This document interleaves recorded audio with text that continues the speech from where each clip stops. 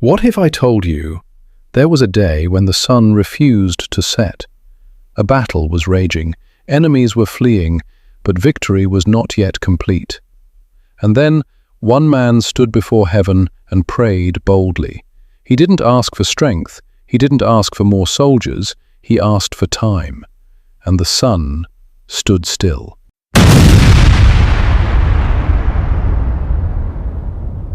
It began with a decision that changed everything. The people of Gibeon made peace with Israel, a treaty that protected them but angered powerful enemies. When King Adoni-Zedek of Jerusalem heard about the alliance, fury filled his heart. He refused to let Gibeon stand.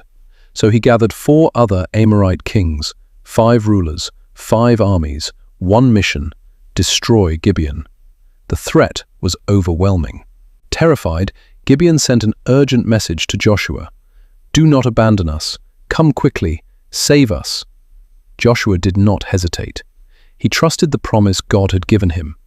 Without delay, he prepared his army. Through the darkness of night, Israel marched, step after step, mile after mile, no rest. Then, at sunrise, Joshua attacked. The strike was sudden, violent, unexpected. The Amorite armies panicked.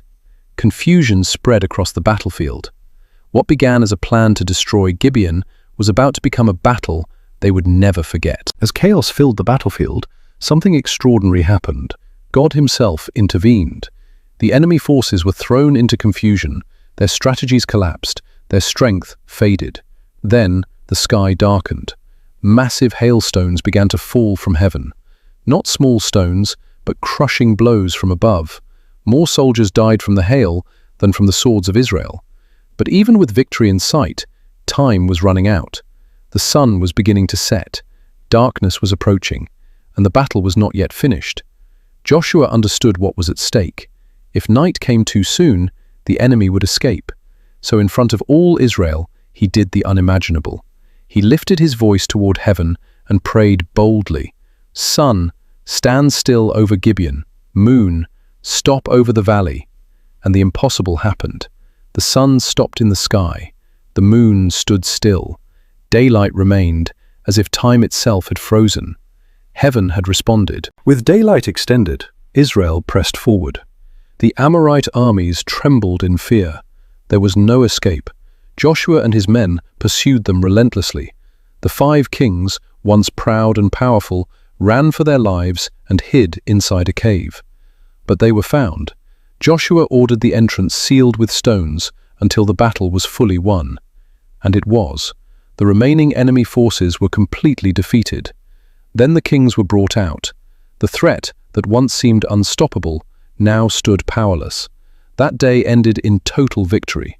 Scripture records that there was never a day like it before or since, a day when the Lord listened to a man and fought for his people. Israel's faith grew stronger. They had witnessed something beyond nature, beyond logic, beyond human strength. Because when God fights for his people, even the sun and moon obey his command. When God calls you to fight, don't fear the clock, don't fear the odds, because when faith is bold, even the sun will stand still.